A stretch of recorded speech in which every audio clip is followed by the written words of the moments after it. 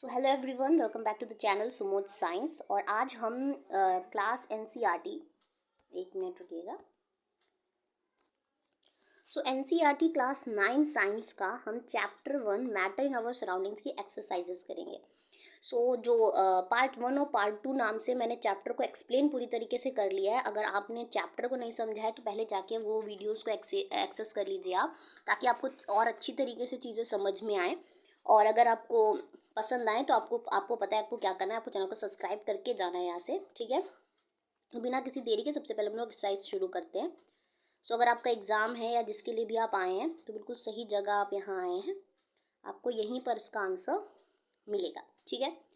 सबसे पहले अगर बात करें तो आपके यहाँ क्वेश्चन में सबसे पहले क्वेश्चन 1 है कि convert the following temperatures to the Celsius scale. अगर आपके पास क्वेश्चन आता है कि आपको क्या करना है, टेम्परेचर्स को सेल्सियस स्केल में कन्वर्ट करना है, ठीक है। तो आपको देखिए, मैं एक बात बता देती हूँ कि चाहे आपसे ये कह दे कि सेल्सियस स्केल से आपको कैल्विन में चेंज करना हो या कैल्विन में से आपको सेल्सियस स्केल में चेंज करना हो, आपको एक चीज़ याद रखनी है। वो क्या याद रखनी है? तो आपको बात जो याद रखनी है वो ये याद रखनी है कि अगर चीज़ें डिग्री सेल्सियस में दी हैं, ठीक है, तो कोई भी चीज़, या आप ऐसे ध्यान रखिए, कोई भी टेम्परेचर अगर आपको डिग्री सेल्सियस में दिया है तो आपको उसे कैल्विन में चेंज करने के लिए 273 से ऐड करना होता है। आपको क्या करना होता है? उसमें 273 ऐड करना होता है और वो स्केल क्या चेंज हो जाती है? कैल्विन में चेंज हो जाती है। ये स्मॉल टी डिग्री सेल्सियस में मैंने बताया, जिसको कैल्विन में चेंज करने के लिए आपको उस टेम्परेचर में 273 ऐड करना होगा और ये क्या है, चेंज हो चुकी होगी कैल्विन स्केल में, ठीक। लेकिन यहाँ आपसे क्या पूछा है? तो यहाँ आपसे पूछा है कि आपको कैल्विन में दिया हुआ है और सेल्सियस में। तो आप सोचिए कि अगर आपको क्या करना है, एक ही बात याद रखनी, कि दो बातें आप क्यों याद रखोगे। जैसे मैंने आपसे यहाँ कहा कि आपको कैल्विन में चेंज करना है, तो अगर कैल्विन में दिया हुआ है तो उसके अंदर 273 ऐड है, ठीक है। 273 ऐड है किसके अंदर? डिग्री सेल्सियस में। तो आपको जो भी वैल्यू दी होगी कैल्विन वाली, उसमें आपको क्या करना है? 273 माइनस करना है, तो वैल्यू आपको वापस से डिग्री सेल्सियस में मिल जाएगी। तो अगर ध्यान रखने के लिए आपको कैल्विन को डिग्री सेल्सियस में अगर चेंज करना है तो आपको उसमें 273 माइनस करना है और आपको डिग्री सेल्सियस में आराम से वो वैल्यू मिल जाएगी, ठीक है। फॉर्मूले के तौर पे भी अगर आप देखें तो यहाँ पर कैल्विन में अगर है, उसमें 273 को उधर लेके जाएंगे, इस तरफ लेके जाएंगे, तो क्या होगा कि वो माइनस को ही दिखाएगा। तो आपको क्या करना है, जो भी वैल्यू दी है, 293 आपको दिया हुआ है, तो आपको 293 में क्या करना है? माइनस करना है 273, तो आंसर हो गया 20 डिग्री सेल्सियस। वैसे ही 470 कैल्विन दी है, उसमें 273 माइनस करेंगे तो आपको 197 डिग्री सेल्सियस मिल जाएगा, ठीक है। सेकेंड क्वेश्चन इससे ही विपरीत है, जो कि मेन है। आपको ये पता होना चाहिए कि डिग्री सेल्सियस में मैंने क्या बताया आपको, कोई भी चीज़ अगर डिग्री सेल्सियस में दी है, उसको कैल्विन में चेंज करने के लिए आपको उसमें सिर्फ प्लस क्या कर लेना है?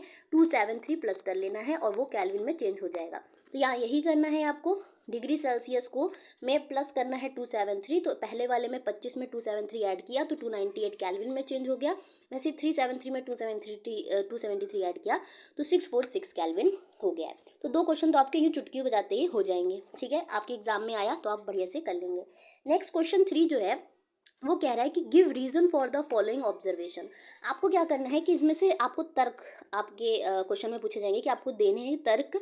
कि पहला क्वेश्चन जो है कि आखिरकार नैप्थलीन बॉल्स जो हैं वो डिसअपियर हो जाते हैं टाइम के साथ विदाउट लिविंग एनी सॉलिड। बीच में कोई भी सॉलिड नहीं छोड़ते हैं। अगर आपने देखी होंगी नैप्थलीन बॉल्स घर में आपके पड़ी होंगी, तो वो पड़े ही पड़े आपको थोड़ी देर बाद आप देखते हो कि घर में वो नैप्थलीन बॉल्स गायब हो गई हैं, ठीक है। तो आखिरकार ये गई कहाँ, ठीक। आपको पता होगा। तो ये बोल रहा है कि नैप्थलीन वो डिसअपियर हो जाती है समय के साथ, समय जैसा जैसा बीतता जाता है धीरे धीरे गायब होती जाती हैं, कोई सॉलिड वहां पर नहीं बचता है। तो इसका रीजन क्या है? दूसरा रीजन बाद में पढ़ेंगे, पहले फर्स्ट को पढ़ लेते हैं, ठीक है। देखिए, नैप्थलीन वो सब्सटेंस है जो क्या करता है, सॉलिड से डायरेक्ट गैस में चेंज होता है, ठीक है। सॉलिड से कहाँ चेंज होता है? डायरेक्ट गैस में चेंज हो जाता है। देखिए, वैसे तो हर स्टेज सबसे पहले 3 स्टेजों से गुजरती है। वो अगर सॉलिड में है, ठीक है, वो अगर सॉलिड में है तो वो पहले लिक्विड बनती है, ठीक है, पिघल के पहले लिक्विड बनती है एंड देन वो किस में चेंज होती है? गैस में। लेकिन नैप्थलीन और कपूर दो ऐसे केसेस हैं जहाँ पर क्या होता है कि वो सॉलिड से डायरेक्ट किस में पहुँच जाते हैं? वो सॉलिड से डायरेक्ट गैस, बीच में लिक्विड वाले को स्केप कर सकते हैं। स्केप कर सकते नहीं कि स्केप कर देते हैं। ऐसी प्रोसेस को हम सब्लिमेशन कहते हैं, जहाँ पर ऐसे मैटर जो डायरेक्ट सॉलिड से गैस में चेंज हो रहा हो विदाउट एक स्टेज लिक्विड को स्किप करते हुए, उसे हम क्या कहते हैं, सब्लिमेशन कहते हैं। सब्लिमेशन शायद मैंने आपको नहीं बताया, इसलिए यहाँ पर ही मैं इस बात को बता रही हूँ। तो ऐसे प्रोसेस को सब्लिमेशन कहते हैं, ठीक है। एग्जाम्पल पे आपकी बुक में जो दिया हुआ है, मैंने इसलिए सब्लिमेशन यहाँ ऐड कर दिया है। यहाँ देखिए, a change of state directly from solid से गैस में जो होता है without changing into liquid state, इसे हम क्या कहते हैं, सब्लिमेशन कहते हैं, ठीक है। तो सब्लिमेशन आप समझ गए। अब आंसर आप समझेंगे तो आपको अच्छी तरह से समझ में आएगा। सो नैप्थलीन इज अ सब्सटेंस, वो सब्सटेंस है, और चाहे आपसे ये कैम्फर यानी कि कपूर के लिए कहे तो भी आपको यही आंसर लिखना है। विच डायरेक्टली चेंजेस, क्या करता है, सॉलिड से गैस में चेंज हो जाता है ऑन हीटिंग, यानी कि जैसे जैसे टेम्परेचर होता है, बाय द प्रोसेस ऑफ, ऐसे कौन से प्रोसेस को वो फॉलो करता है, सब्लिमेशन। सो क्या होता है, नैप्थलीन वो disappear with time as they sublime due to heat of surrounding. तो सराउंडिंग की हीट पाते पाते धीरे धीरे धीरे धीरे वो सॉलिड से गैस में कन्वर्ट होना शुरू कर देता है, इसलिए ऐसा काम वहाँ हो रहा होता है, ठीक है। तो सराउंडिंग का जो टेम्परेचर उसी की वजह से सब्लिमेशन प्रोसेस करता है, और ये सारा सॉलिड किस में कन्वर्ट हो जाता है, गैस में कन्वर्ट हो जाता है। तो पहले का आंसर आप खुद से भी बना के लिख सकते हैं, समझा मैंने आपको दिया है।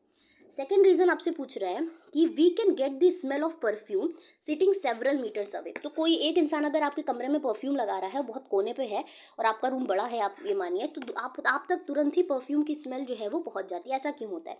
तो आपको एक बात ध्यान रखनी है कि मैंने आपसे कहा था कि पार्टिकल्स जो हैं वो क्या करते हैं, उनका खुद से डिफ्यूज़न, एक टर्म इस्तेमाल किया था, जहाँ डिफ्यूज़न मैंने आपको समझाया था कि डिफ्यूज़न में, जस्ट अ मिनट, नेचुरली, कहाँ चला गया ये, ठीक है।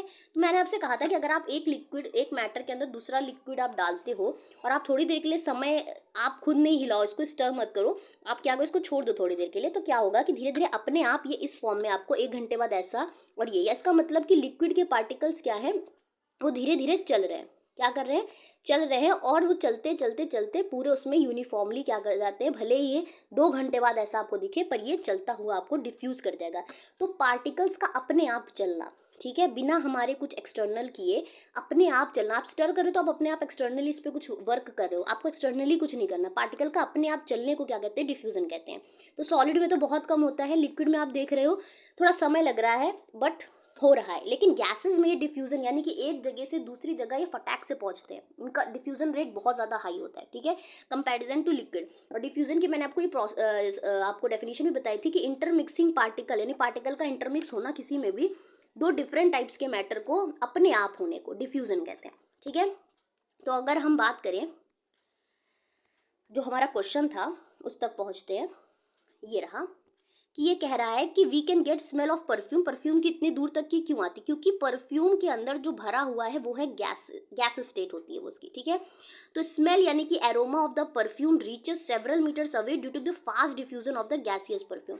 परफ्यूम के अंदर भरा है गैस, और गैस का डिफ्यूजन रेट सबसे हाई, तो वो पार्टिकल जैसे ही जो प्रेशर में इतना बंद होता है, निकलता है, तुरंत क्या करता है, फटाफट भागता है, और इसका डिफ्यूजन रेट बहुत हाई होता है। आपके आंसर में आपको ये लेना है गैसियस स्टेट है, जैसे इसके जो पार्टिकल्स हैं उसका डिफ्यूजन रेट बहुत है, बहुत जल्दी आपको एक जगह से दूसरी जगह मिल जाएगा जाते हुए। तो fast diffusion of the gaseous perfume particles through the air, air में ऐसा काम करता है, ठीक है। तो आपको ये बात समझ में आ गई हो तो आगे बढ़ते हैं।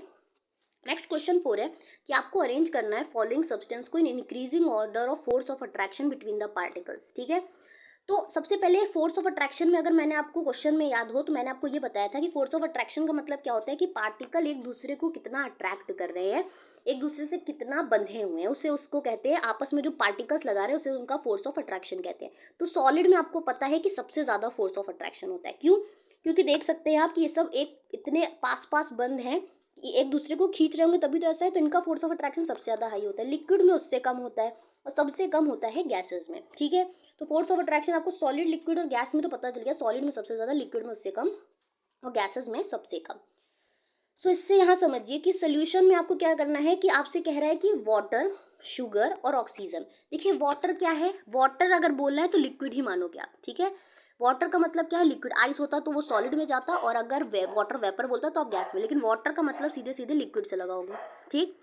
अगर आपसे शुगर कह रहा है तो शुगर आपको सॉलिड में ही देखने को मिलती है, तो शुगर एक सॉलिड स्ट्रक्चर हो गया, और ऑक्सीजन तो आप जानते हो कि गैस है, ठीक।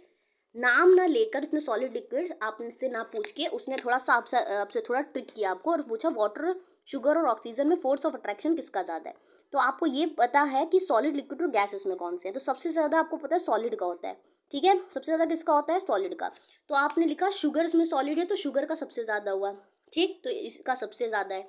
फिर आपको पता है कि उससे कम किसका होता है, लिक्विड का, जो कि वाटर है यहाँ, तो आपने वाटर लिखा एंड देन बोला है कि ऑक्सीजन, क्योंकि गैस है, सबसे कम इसका होता है, तो ये ऑक्सीजन। ठीक है, तो ऑर्डर क्या हो गया आपका, मेन आंसर आपका ये है, वो तो आगे सिर्फ उसके बारे में लिखा हुआ है। ऑक्सीजन, सबसे कम ऑक्सीजन, देन वाटर, फिर उससे सबसे ज़्यादा शुगर का है। ये है इसका ऑर्डर, इंक्रीजिंग ऑर्डर में लगा हुआ है। इंक्रीजिंग में लगाना था, इसलिए सबसे पहले सबसे छोटा, देन उससे बड़ा एंड सबसे बड़ा। ठीक है, इसलिए ऐसा लगा हुआ है। नेक्स्ट बात करें तो क्वेश्चन 5 में, what is the physical state of water, water की फिजिकल स्टेट क्या होगी, कब की बात कर रहा है, 25 डिग्री सेल्सियस, 0 डिग्री सेल्सियस और 100 डिग्री सेल्सियस में वाटर आपको किस स्टेट में मिलेगा। ठीक, इसको समझने के लिए अच्छे से समझिए कि 25 डिग्री सेल्सियस तो आपको पता है, तो एक वाटर के लिए केस समझ लीजिए सबसे पहले। ठीक है, कि 0 डिग्री सेल्सियस, फिर 100 डिग्री सेल्सियस। 0 डिग्री सेल्सियस जो स्टेट है वो ऐसी टेम्परेचर है जहाँ पर क्या होता है कि वाटर मेल्ट करना शुरू हो जाता है, सॉलिड से वो मेल्ट करना किस में शुरू हो जाता है, लिक्विड। तो इस स्टेट में वो सॉलिड भी हो सकता है, ठीक है, और वो लिक्विड भी हो सकता है, क्योंकि सॉलिड से लिक्विड बनने के लिए आपको पता है, इसके अंदर हमने एक लैटेंट हीट का कॉन्सेप्ट भी पढ़ा है कि वहाँ पर क्या होता है कि सॉलिड से लेकर लिक्विड तक में जब तक पूरा सॉलिड लिक्विड में नहीं कन्वर्ट हो जाता, उसका टेम्परेचर 0 ही डिग्री सेल्सियस रहेगा। ठीक है, तो इसने हमको ये तो आइडेंटिफाई किया नहीं है कि 0 डिग्री सेल्सियस जो है उस समय वो कम्प्लीटली चेंज हो चुका था कि नहीं हुआ था। ठीक है, तो हम ये मानेंगे कि वो सॉलिड में भी हो सकता है 0 डिग्री सेल्सियस पे, और एक पानी 0 डिग्री सेल्सियस पे लिक्विड में भी हो सकता है, हम इस पे नहीं कह सकते। लेकिन 0 से 100 के बीच में कोई भी टेम्परेचर दिया हो, वहाँ 110% है कि वो लिक्विड स्टेट में ही आपको वाटर मिलेगा। ठीक है, अब बात कर लेते हैं जब 100 डिग्री सेल्सियस है, तो same 100 degree Celsius, 100 degree Celsius वो टेम्परेचर है जहाँ जो आपका लिक्विड है वो वेपर में चेंज हो रहा है, तो वो लिक्विड में भी हो सकता है, और जब तक कि पूरा लिक्विड वेपर में चेंज नहीं हो जाता, ये 100 डिग्री सेल्सियस ही टेम्परेचर बना रहेगा। ठीक है, तो हम ये एक श्योरिटी नहीं कह सकते कि 100 डिग्री सेल्सियस पे वो आधा लिक्विड और आधा वेपर भी हो सकता है, वो लिक्विड पूरा का पूरा वेपर में भी कन्वर्ट हो चुका होगा, ये भी हम कह सकते हैं। ठीक है, तो हम श्योरिटी के साथ नहीं कह सकते, इसलिए हम दोनों बातें यहाँ लिखेंगे। अगर आपको बात समझ, सबसे पहले 25 में तो हमने कहा 0 से 100 के बीच में कोई भी हो तो लिक्विड है, तो हमने लिख दिया कि लिक्विड स्टेट में रहेगा। बट अगर 0 डिग्री सेल्सियस है तो हम लिक्विड में भी हो सकता है, और लिखा है सॉलिड स्टेट या स्लैश एंड, तो लिक्विड और सॉलिड दोनों में मिल सकता है ना, अगर दोनों में आधे स्टेट में अभी कन्वर्ट हुआ है, आधे में नहीं हुआ है, या फिर पूरा का पूरा लिक्विड सॉलिड में या सॉलिड लिक्विड में भी हो चुका होगा। ठीक है, हमने ऐसा नहीं कह सकते, दोनों स्टेट लिखिए। और 100 में वैसे ही लिक्विड और गैसियस स्टेट में भी हो सकता है। ठीक है, या तो लिक्विड में होगा या गैसियस, या लिक्विड और गैसियस दोनों में होगा। ठीक, उम्मीद है आपको ये बात समझ में आई होगी। देखिए, अगर आपको यहाँ पर भी ऐसा लग रहा है कि आपको मैं अच्छी एक कंटेंट दे रही हूँ, वैल्यू दे रही हूँ, तो देखिए मुझे आगे वीडियो डालने के लिए आपको सपोर्ट चाहिए, और सपोर्ट के लिए आपको चैनल को सब्सक्राइब करना होगा। ठीक है, इतना तो आप कर ही सकते हो, आपके लिए बिल्कुल फ्री है, और एक बटन ही तो दबानी, फटाक से अभी दबा दो, ताकि क्या हो, मैं जब मुझे दिखेगा कि आप लोग मुझे सपोर्ट करें, तभी मैं और वीडियोस ऐसे ऐसे डाल पाऊंगी। ठीक है, और अगर आपको कोई ऐसी चीज़ जो आपको चाहिए कि वो चैप्टर आपको पहले चाहिए, तो आप मुझे कमेंट सेक्शन में बताओ, मैं वो आपको भी पहले ही आपको वो प्रोवाइड करा दूंगी। ठीक है, लेकिन आपको इसके लिए सब्सक्राइब तो करना होगा। ठीक, ओके, नेक्स्ट क्वेश्चन की बात करें तो गिव 2 रीजंस टू जस्टिफाई। आपको यहाँ क्या करना है कि 2 रीजन बोलने हैं जस्टिफाई करने के लिए। क्या यहाँ पे भी रीजन देना है, water at room temperature is liquid. ठीक है, तो आप सोचोगे ये कैसा सवाल है, सवाल यही है कि जो वाटर है उसमें रीजन क्यों है कि वो रूम टेम्परेचर पर आपने उसको लिक्विड कहा है। ठीक है, और आयरन अलमीरा को क्या कह रहे हैं आप, सॉलिड है एक रूम टेम्परेचर पे। तो सबसे पहले बोलते हैं कि आयरन को लिक्विड, जो सॉरी रूम टेम्परेचर पे जो वाटर है वो लिक्विड पे है, ऐसा हमने क्यों कहा, तो उसके लिए लिक्विड की क्या डेफिनेशन है वो बतानी है। सो लिक्विड की क्या डेफिनेशन है, पहली कि लिक्विड जो होता है वो क्या करता है, उसका वॉल्यूम फिक्स्ड रहता है, मैंने आपको बताया था। ठीक है, लेकिन क्या है, उसका कोई शेप नहीं होता। ठीक, वो शेप उसका कोई फिक्स्ड नहीं होता। तो पानी को इस वाले में हम, इसके पार्टिकल्स की प्रॉपर्टी ऐसे कि पानी को हम क्या करते हैं, जिस भी कंटेनर में डालते हैं वो उसका शेप ले लेता है। ठीक, दूसरा क्या है कि वो फिक्स्ड उसका वॉल्यूम रहता है, यानी कि वो अगर वहाँ पर वॉल्यूम उसका कितना है 250 मिलीलीटर है, तो वो सब में 250 मिलीलीटर किसी से भी नापोगे तो 250 मिलीलीटर ही निकलेगा। तो इसका वॉल्यूम फिक्स्ड है, बट जो शेप है वो फिक्स नहीं है। तो यही चीज़ हमें पानी में देखने को मिलती है, इसलिए हम कहेंगे कि वो लिक्विड स्टेट में ही है, ये प्रॉपर्टीज़ को वो उस समय दिखाता है इसलिए। So water is a liquid at room temperature because water के पास फिक्स्ड वॉल्यूम है पर शेप फिक्स्ड नहीं है, और वाटर फ्रीली फ्लो कर रहा है, तो फ्रीली फ्लो कर रहा है, ये लिक्विड की प्रॉपर्टी है, इसलिए हम कहेंगे कि हाँ ये लिक्विड में है। वैसे ही अलमीरा की बात करें तो सॉलिड की क्या प्रॉपर्टी है, अलमीरा उसको फुलफिल कर रहा है, इसलिए इस समय वो सॉलिड में है। तो सॉलिड की क्या प्रॉपर्टी थी, आयरन अलमीरा का इसका शेप भी फिक्स्ड है और वॉल्यूम तो फिक्स्ड है ही है, ठीक है। तो इस प्रॉपर्टी को शो करने के अलावा जो आयरन अलमीरा है वो फ्लो नहीं कर रहे हैं फ्रीली, अपनी पोजीशन पे हैं और फिक्स्ड पोजीशन पे जो होते हैं वो सॉलिड की कैटेगरी में आते हैं। सो इसीलिए ये वाला हमारा आंसर सही बनेगा, ठीक है। नेक्स्ट क्वेश्चन देखें तो why is ice at 273 kelvin more effective in cooling than water at the same temperature. पूछ रहा है कि आइस जो है वो 273 केल्विन का अगर आप मतलब समझ पाएँ तो मैंने आपसे कहा था कि 273 केल्विन, तो इसको डिग्री सेल्सियस में चेंज करना है तो इसमें माइनस क्या करना होगा, 273 ही को माइनस करेंगे तो डिग्री सेल्सियस में चेंज हो जाएगा, यानी 0 डिग्री सेल्सियस। तो 0 डिग्री सेल्सियस क्या है, 0 डिग्री सेल्सियस वो टेम्परेचर है जहाँ पर आपको क्या है कि चेंज हो जाता है। आइस जो है वो कह रहा है 273 केल्विन में मोर इफेक्टिव है कूलिंग में देन द वाटर, ठीक है। तो 0 डिग्री सेल्सियस पे दो स्टेज हैं कि वो वाटर भी है और वो आइस भी हो सकता है, ठीक। तो हमसे कह रहा है एक पानी जो कि 0 डिग्री सेल्सियस पे और एक आइस जो कि 0 डिग्री सेल्सियस पे है, उसमें सबसे ज़्यादा कूलिंग के लिए आइस इफेक्टिव है, ऐसा क्यों, ठीक है। तो देखिए आइस जब था 0 डिग्री सेल्सियस पे और उसके बाद वो वाटर हो चुका है 0 डिग्री सेल्सियस पे, तो उस दौरान हमने आपसे एक बात कही थी कि हम हीट प्रोवाइड कराते जाते हैं, लगातार क्या कर रहे हैं, हम हीट को प्रोवाइड कराते जा रहे हैं। तो आइस जो है वो वाटर में चेंज होती जा रही है, लेकिन टेम्परेचर 0 का 0 ही बना रहता है, टेम्परेचर चेंज नहीं होता उस दौरान, ठीक है। तो टेम्परेचर नहीं चेंज होता तो उस दौरान हीट कहाँ जा रही होती है, लैटेंट हीट में जा रही होती है, जो कि कहा जाता है स्टेट चेंज के दौरान रिक्वायरमेंट होती है। तो सोचिए कि ये एक्स्ट्रा हीट जो हम प्रोवाइड करा रहे हैं जा तो वाटर के पास ही रही है, ठीक है। वाटर ने वो जो एक्स्ट्रा हीट है उसको स्टोर किया हुआ है, ठीक है। जो हमने आइस को नहीं दी, आइस को पिघलने के लिए दी है, वाटर बनने के लिए, ठीक। और जब सारे के सारे आइस, तब टेम्परेचर तो बढ़ नहीं रहा, लेकिन ये एक्स्ट्रा हीट स्टेट चेंज करने में जा रही है और जा किसको रही है, मिल किसको रही है, वाटर को मिल रही है। यानी कि इसके पास एक एक्स्ट्रा प्लस क्यू है जो लैटेंट हीट वाला है और पानी है 0 डिग्री सेल्सियस पे ही, ठीक है। लेकिन आइस के पास वो एक्स्ट्रा हीट नहीं है। जब वो एक्स्ट्रा हीट नहीं है इसलिए हम कहेंगे कि आइस कूलिंग ज़्यादा अच्छा करेगा, क्योंकि इसके पास एक एक्स्ट्रा हीट है, किसके पास, आइस के पास, ठीक है। सॉरी वाटर के पास एक्स्ट्रा हीट है, तो ये कूलिंग उतनी अच्छी नहीं करेगा जितना आइस जो है वो करेगा, ठीक है। तो इतनी अगर आपको बात समझ में आई हो सो हम क्या कहेंगे, हाँ तो इसको समझिए कि ice at 273 kelvin has less energy, इसकी एनर्जी क्या है, लेस है देन वाटर, ठीक है। ऑल्दो टेम्परेचर दोनों का सेम है, फिर भी ज़्यादा टेम्परेचर, ज़्यादा एनर्जी किसके पास है, पानी के पास है, ठीक है। तो water is having additional latent heat of fusion, जैसा मैंने आपको बताया कि लैटेंट हीट ऑफ फ्यूजन इसके पास ज़्यादा है। हैंस 273 केल्विन आइस में जिसके पास कम एनर्जी कम हीट है वो क्या करेगा, इफेक्ट ऑफ कूलिंग ज़्यादा देगा देन दी वाटर। तो ये आपका आंसर हो जाएगा, ठीक। उम्मीद है इतनी बात आपको समझ में आई होगी। नेक्स्ट सेम इसी धर्रे पर जो है क्वेश्चन है जो कह रहा है कि what produces more severe Burns, boiling water और द स्टीम। देखिए अगर बॉइलिंग वाटर और स्टीम से आप जले हो तो आपको पता होना चाहिए कि अगर आप जले हो, मैं तो जली हूँ, रोटी की भाप होती है उससे जले थे, तो उसमें क्या होता है कि जो स्टीम है उससे आप ज़्यादा जलोगे, ठीक है, कंपेरिजन टू जो बॉइलिंग चीज़ है उससे। अब इसका कारण क्या है कि ज़्यादा इससे क्यों जल रहे हैं, ठीक है, सेम जैसा वहाँ पे बोला था। सो देखिए क्या होता है कि बॉइलिंग के समय भी अगर बात करें, जैसे 100 डिग्री सेल्सियस ऑफ वाटर की ही बात कर रहे हैं, ठीक है, तो इसमें भी आपको दोनों स्टेज मिलेंगी कि इस जगह पर वो लिक्विड में भी होगा जिसको हम वाटर कह रहे हैं, और वो वेपर स्टेट जो स्टीम है यानी कि वेपर स्टेट में है, गैसियस स्टेज में है, ठीक है, दोनों ही स्टेज में है। पर यहाँ पर भी क्या हो रहा है, इसी 100 डिग्री सेल्सियस पे दोनों अगर सेम टेम्परेचर पर हैं तो यहाँ क्या होगा कि लिक्विड को वेपर में चेंज करने के लिए भी 100 डिग्री सेल्सियस पे एक्स्ट्रा हीट प्रोवाइड करानी पड़ती है। तो ये एक्स्ट्रा हीट किसके पास जाती है, ये जाती है वेपर के पास, ठीक है। तो वेपर के पास सिर्फ वही हीट नहीं है, एक तो जो लिक्विड के पास है वही वेपर के पास है, एडिशनल इसके पास एक लैटेंट हीट ऑफ वेपराइजेशन है। इसके कारण क्या होगा कि ये ज़्यादा जलाएगा क्योंकि इसके पास हीट और एनर्जी क्या है, ज़्यादा है, तो ये ज़्यादा सीवियर बर्न देगा कंपैरिजन टू लिक्विड, ठीक है। अब हम लोग अंदर पढ़ लेते हैं कि जो हम लोगों ने लिखा है, जो आपको एग्जाम में लिखना है अपने, वो क्या है।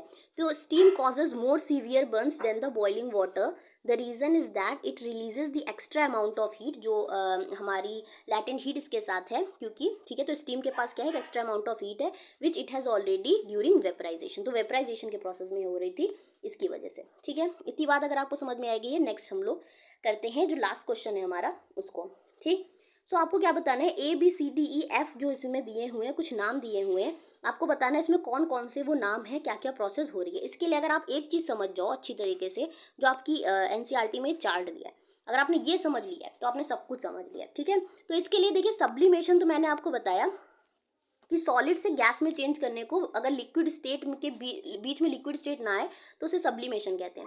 लेकिन वैसे ही अगर गैस, देखिए सॉलिड से, एक मिनट, सॉलिड से गैस में जा रहा है बिना लिक्विड स्टेज के, तो उसको हम सब्लिमेशन कहते हैं। और गैस से वापस सॉलिड में कोई चीज़ कन्वर्ट हो रही है बिना लिक्विड स्टेज के, उसको डिपोजिशन कहा जाता है। उसको क्या कहा जाता है, डिपोजिशन। तो ये बात ध्यान रखनी, बाकी अब आप इससे समझ जाओगे। देखिए सबसे पहले सॉलिड से शुरू करते हैं।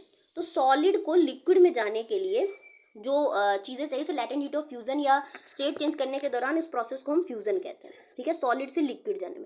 फिर ये लिक्विड से जब गैस बनता है इसको हम वेपराइजेशन कहते हैं, ठीक है।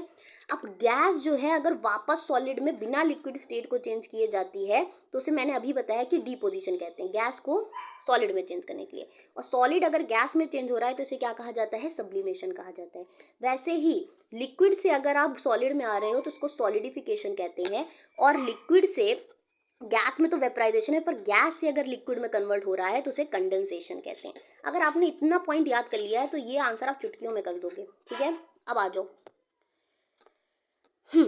तो सबसे पहले बात करते हैं कि सॉलिड से लिक्विड में चेंज हो रहा है। तो मैंने अभी आपको बताया कि सॉलिड से सबसे पहले लिक्विड में चेंज करने वाले को तो हमको पता है कि फ्यूजन कहा जाता है, ठीक है। इसको ए का आंसर क्या है, फ्यूजन है, ठीक। ए का आंसर क्या है, फ्यूजन। में यहाँ दिखा देते। तो ए तो हमारा सॉलिड से लिक्विड फ्यूजन कहलाता है, ठीक।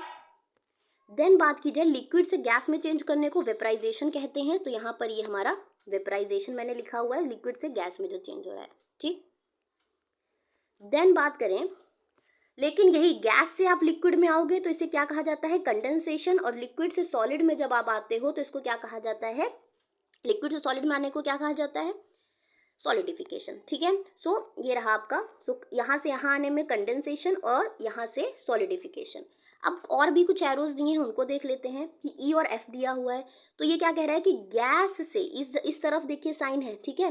गैस से आप डायरेक्ट अगर सॉलिड में आ रहे हैं वो एफ पॉइंट है। तो गैस से सॉलिड में जो आ रहे हैं उसको क्या कहा जाता है, डिपोजिशन कहा जाता है। और सॉलिड से डायरेक्ट आप गैस में आ रहे हैं तो उसे क्या कहा जाता है, सब्लिमेशन कहा जाता है। तो ये वो प्रोसेस है, ठीक है। एक है डिपोजिशन और एक है सब्लिमेशन। तो सारे ABCDEF हमने आपको बता दिए हैं।